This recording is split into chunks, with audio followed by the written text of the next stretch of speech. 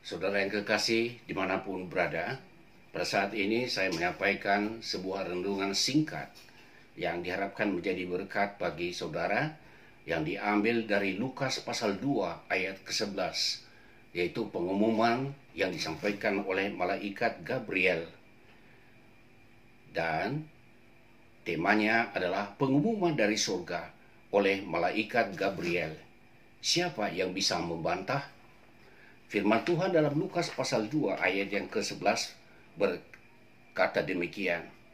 Hari ini telah lahir bagimu juru selamat, yaitu Kristus Tuhan di kota Daud.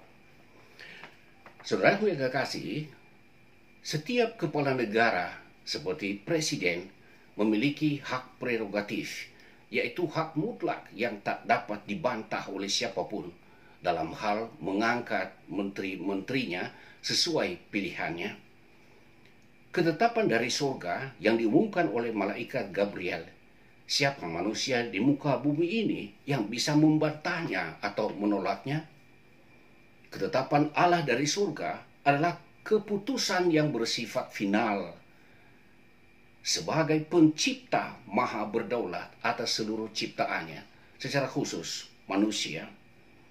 Sehingga yang perlu kita pertanyakan, apakah ketetapan Allah dari sorga yang diumumkan oleh malaikat Gabriel berdasarkan Lukas 2 ayat 11 yang merupakan ketetapan yang tidak dapat dibantah?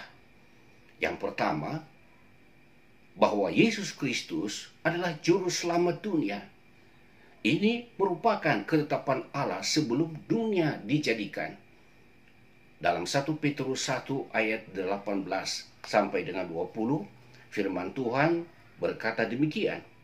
Sebab kamu tahu bahwa karena kamu telah ditebus dari cara hidupmu yang sia-sia, yang kamu warisi dari nenek moyangmu, itu bukan dengan barang yang fana, bukan pula dengan perak atau emas, melainkan dengan darah yang mahal, yaitu darah Kristus yang sama seperti darah anak domba yang tak bernoda dan tak bercacat.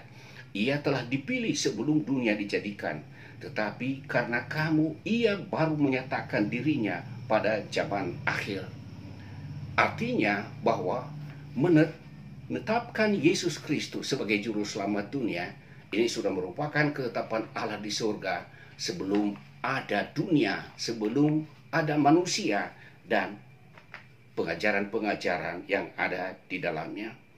Saudaraku yang kekasih, kebenaran ini sangat dikuatkan oleh pernyataan Yesus sendiri, seperti yang tertulis di dalam Yohanes 14 ayat 6. Ketika Yesus berkata, "Akulah jalan, kebenaran dan hidup. Tidak ada seorang pun sampai kepada Bapa di surga kalau tidak melalui aku." Ia menyatakan secara eksplisit bahwa dirinya adalah satu-satunya jalan untuk diselamatkan.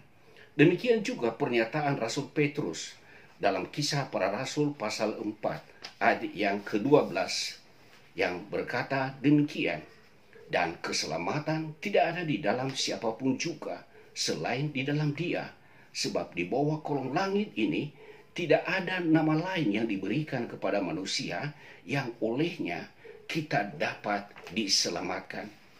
Firman Tuhan ini begitu jelas, terang benderang, bahwa di bawah kolong langit ini tidak ada jalan lain yang ditetapkan Allah bagi manusia untuk mencari keselamatan. Ketetapan penyelamatan yang berlaku sesuai dengan ketetapan Allah adalah ketetapan yang bersifat universal, seluruh dunia, tanpa dibatasi oleh batas-batas negara, perbedaan budaya, dan warna kulit. Itulah pengumuman yang pertama. Dan yang kedua, bahwa Yesus Kristus adalah Tuhan. Pernyataan firman Tuhan dengan perantaraan Nabi sebelum Yesus lahir sudah sangat jelas, sebagaimana Yesaya pasal 9 ayat 5, bahwa seorang putra telah lahir bagi kita. Namanya ia adalah penasihat ajaib, Bapa yang kekal, Raja Damai. Sebelum kelahirannya, 700 tahun sebelum Masehi, Nabi Yesaya sudah menyampaikan bahwa yang lahir itu adalah yang kekal, Bapa yang kekal. Ini menyangkut tentang ketuhanan Yesus Kristus. Yesus sendiri juga memberikan pernyataan yang begitu singkat tetapi tegas. Sebagaimana Yohanes 13 ayat 13 ketika ia berkata, "Tepat katamu itu, engkau menyebut aku guru dan Tuhan, dan memang benar, akulah guru dan Tuhan." Jadi Yesus sendiri pun tanpa ragu menyatakan dirinya bahwa dirinya benar-benar adalah Tuhan. Demikian juga dengan pernyataan para rasul. Tanpa keraguan mereka menyebut Yesus adalah Tuhan. Saudaraku yang kekasih, banyak alasan bagi orang tertentu untuk sulit menerima tentang ketuhanan Yesus Kristus karena keterbatasan akal budi manusia. Tetapi ketidakmampuan manusia untuk memahami kebenaran ini tidak mengubah ketetapan Allah dan kebenaran firman-Nya. Sebab apa yang dinyatakan Allah bukan tidak masuk akal, tetapi memang melampaui akal manusia. Perlu diperhatikan bahwa banyak jalan menuju Roma, seperti yang dikatakan oleh peribahasa. Tetapi jalan yang ditetapkan Allah untuk memiliki hidup yang kekal dan memasuki surga adalah hanya satu, yaitu Yesus Kristus. Tiap manusia memiliki pilihan dengan alasan tertentu dan dasar-dasar tertentu. Tetapi perlu saudara perhatikan peringatan firman Tuhan dalam Amsal 16 ayat 25. Banyak jalan disangka lurus, tetapi ujungnya menuju maut.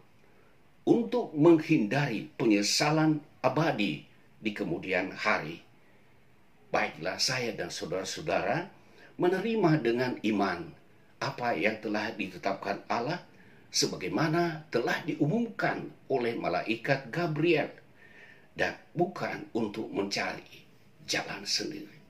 Kiranya kebenaran firman Tuhan yang singkat ini menjadi berkat bagi saudara-saudara dimanapun berada. Tuhan memberkati.